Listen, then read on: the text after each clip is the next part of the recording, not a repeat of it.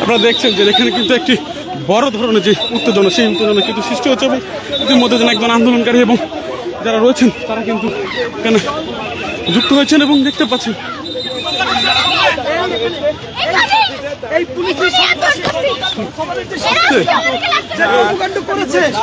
আপনারা দেখছিলেন আসলে পুলিশের যে আগ্রাসন সেটা কিন্তু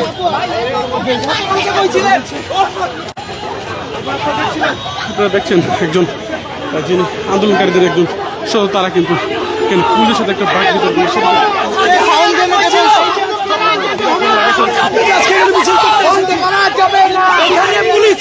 হামলা করেছে তাহলে গতকালকে সন্ত্রাসীরা আর পুলিশ দুটোতে একই দেখছেন এই মুহূর্তে কিন্তু তারা আবারও যে স্বরাষ্ট্র মন্ত্রণালয়ের দিকে কিন্তু এগিয়ে যাচ্ছেন এবং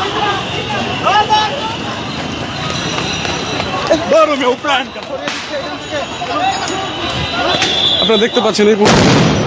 যে আইন শৃঙ্খলা বাহিনী তারা কিন্তু পুরোপুরি একটি তৎপর অবস্থান সেটি কিন্তু গ্রহণ করছে এবং সব ধরনের বিশৃঙ্খলা তারা কিন্তু এখানে প্রতিহত করছে এবং সেখানে কিন্তু যুক্ত হয়েছেন এবং তারা কিন্তু সব ধরনের যেই বিশৃঙ্খলা সেটি কিন্তু এখান থেকে সরিয়ে দিতে বাধ্য হচ্ছেন এবং দেখতে পাচ্ছেন এই মুহূর্তে যারা আন্দোলনকারী রয়েছে তারা কিন্তু এই স্থানটি ছাড়তে ত্যাগ হয়েছেন এবং দেখতে পাচ্ছেন এই মুহূর্তে তারা কিন্তু ইট পাটকেল ছুটছেন এবং একটি বিশৃঙ্খলা কিন্তু সৃষ্টি হয়েছেন এবং পুলিশের সাথে কিন্তু যারা আন্দোলনকারী রয়েছে তাদের কিন্তু একটি পাল্টা ধাওয়া সম্মুখীন হয়েছে এবং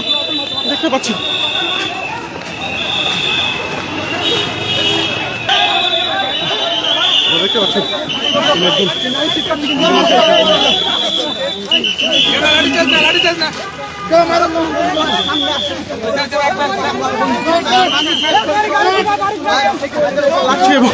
দেখতে পাচ্ছেন একজন নারী শিক্ষার্থী যিনি রয়েছেন তিনি কিন্তু এই ছত্রভঙ্গের সময় কিন্তু পরে আহত হয়েছে এবং দেখতে পাচ্ছেন এই মুহূর্তে কিন্তু আমরা সরাসরি কিন্তু লাঠিচার্জ করেছে এবং সে এই মুহূর্তে রাস্তায় পড়ে আছে। কি ঘটেছে কেমনে কথা বলবে কেমনে কথা বলবে উনি আরে উনি কেমনে কথা বলবে আপনারা বলেন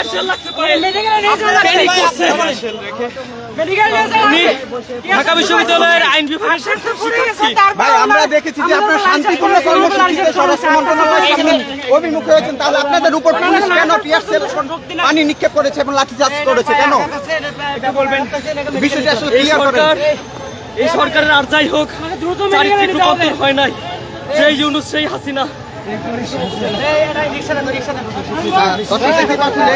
দেখতে পাচ্ছেন একজন নারী শিক্ষার্থী কিন্তু আহত হয়েছে এবং তাকে কিন্তু এই মুহূর্তে তাদের যে সহকর্মীরা রয়েছেন তারা কিন্তু তাকে যে হাসপাতালে নেওয়া সেটি কিন্তু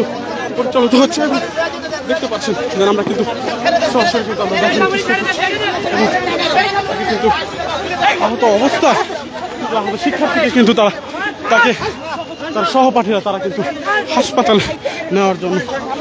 ব্যবস্থা নিচ্ছেন এবং